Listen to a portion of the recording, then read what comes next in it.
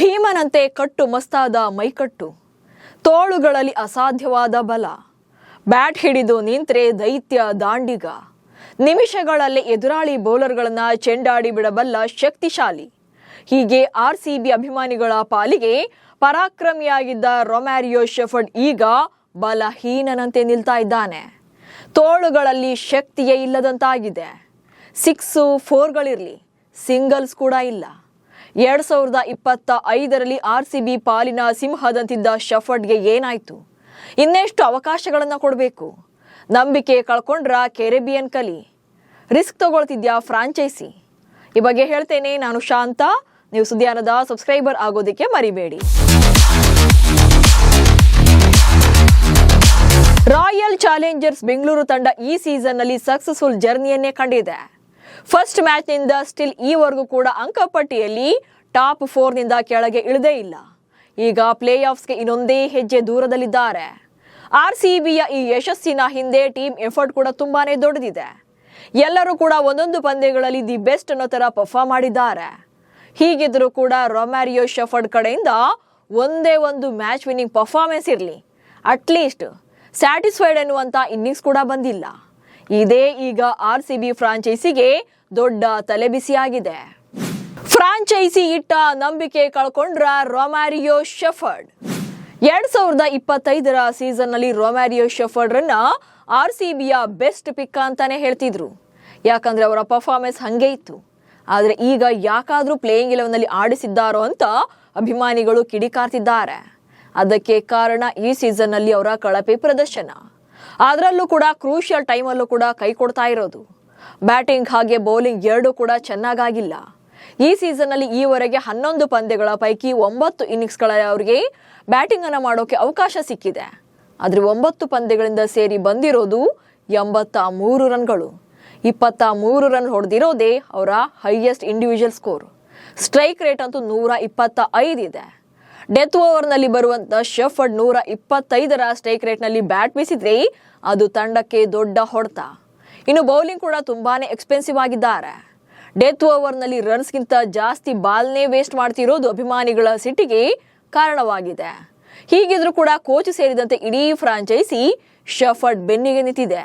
ಪದೇ ಪದೇ ಅವಕಾಶ ಕೊಡ್ತಾನೆ ಇದ್ದಾರೆ.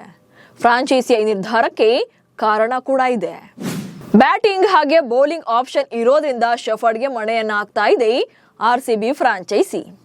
ಶೆಫರ್ಡ್ ಒಂದಲ್ಲ ಎರಡಲ್ಲ, ಬ್ಯಾಕ್ ಟು ಬ್ಯಾಕ್ ಪಂದ್ಯಗಳಲ್ಲಿ ಕಳಪೆ ಪ್ರದರ್ಶನವನ್ನ ನೀಡ್ತಾ ಇದ್ರು ಕೂಡ ಅದು ಕೂಡ ಕ್ರೂಷಿಯಲ್ ಟೈಮಲ್ಲಿ ಅವರ ಪ್ರದರ್ಶನದಿಂದಾಗಿ ಆರ್ಸಿಬಿ ತಂಡ ಸೋಲಿನ ಹಂತಕ್ಕೆ ಬಂದಿರೋದು, ಜೊತೆಗೆ ಸೋಲ್ತಾ ಇರುವಂತ ನಿದರ್ಶನಗಳು ಇದ್ರೂ ಕೂಡ ಶೆಫರ್ಡ್ ರನ್ನೇ ಕಂಟಿನ್ಯೂ ಮಾಡೋಕೆ ಹಾಗೆ ಪ್ಲೇಯಿಂಗ್ 11ನಲ್ಲಿ ಪಿಕ್ ಮಾಡೋಕೆ ಮುಖ್ಯ ಕಾರಣ ಬ್ಯಾಟಿಂಗ್ ಹಾಗೆ ಬೌಲಿಂಗ್ ಆಪ್ಷನ್ ಇರೋದ್ರಿಂದ.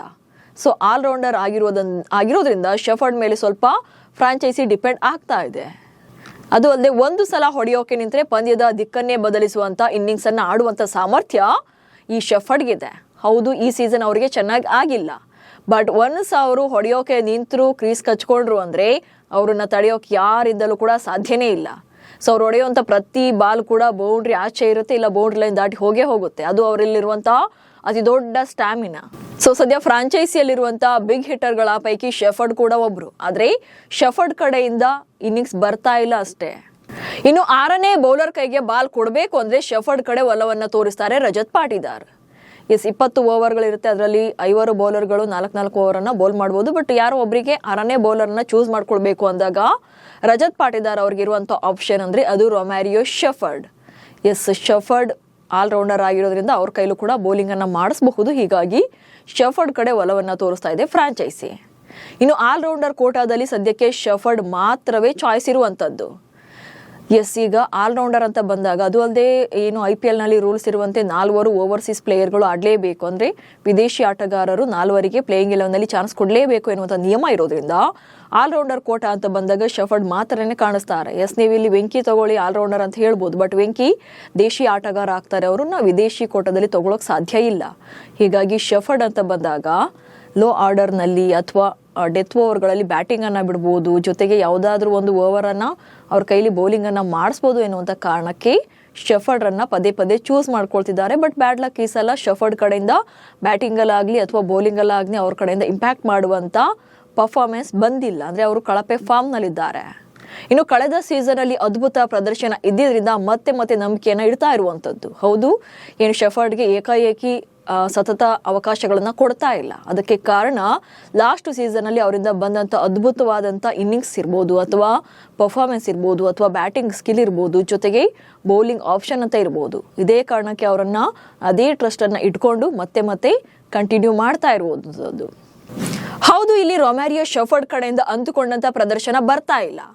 ಡೆಲ್ಲಿ ವಿರುದ್ಧದ ಲಾಸ್ಟ್ ಓವರ್ ಇರ್ಬೋದು, ಬೆಂಗಳೂರಲ್ಲಿ ನಡೆದಂಥ ಮ್ಯಾಚ್ದು, ಅಥವಾ ಲಕ್ನೋ ಸೂಪರ್ ಜೆಂಟ್ಸ್ ವಿರುದ್ಧದ ರಿವೆಂಜ್ ಮ್ಯಾಚ್ ಇರ್ಬೋದು, ಏಕನಾಥ್ ಸ್ಟೇಡಿಯಂನಲ್ಲಿ ನಡೆದಿದ್ದು.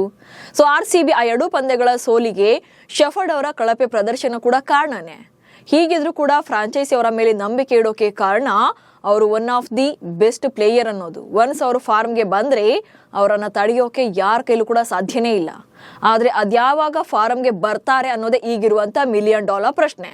ಆದರೆ ಪ್ಲೇ ಆಫ್ ಹೊಸ್ತಿಲಲ್ಲಿರುವಂಥ ತಂಡ ಶೆಫರ್ಡ್ರನ್ನೇ ನಂಬಿಕೊಂಡು ಕೂರೋದು ಕೂಡ ದಡ್ಡತನವೇ ಆಗಬಹುದು. ಯಾಕಂದರೆ ಮುಂದಿನ ಒಂದೊಂದು ಪಂದ್ಯಗಳು ಕೂಡ ಕ್ರೂಷಿಯಲ್ ಆಗ್ತಾ ಹೋಗುತ್ತೆ. ಹೀಗಾಗಿ ಮಾಡು ಇಲ್ಲವೇ ಮಡಿ ಎನ್ನುವಂಥ ಹಂತದಲ್ಲಿ ಫ್ರಾಂಚೈಸಿ ಯಾವ ನಿರ್ಧಾರವನ್ನು ತೆಗೆದುಕೊಳ್ಳುತ್ತೆ ಅನ್ನೋದೇ ಈಗಿರುವಂಥ ಕುತೂಹಲ. ಸೊ ನಿಮ್ಮ ಪ್ರಕಾರ ಮುಂದಿನ ಪಂದ್ಯಗಳಲ್ಲಿ ಶೆಫರ್ಡ್ರನ್ನೇ ಆಯ್ಕೆ ಮಾಡಬೇಕಾ ಅಥವಾ ಬದಲಿ ಆಟಗಾರರತ್ತ ನೋಡಬೇಕಾ ಅನ್ನೋದರ ಬಗ್ಗೆ ಕಮೆಂಟ್ಸ್ ಮೂಲಕ ತಿಳಿಸಿ. ಹಾಗೆ ಸುದ್ದಿಯನ್ನು ಫಾಲೋ ಮಾಡಿ. ನಮಸ್ಕಾರ.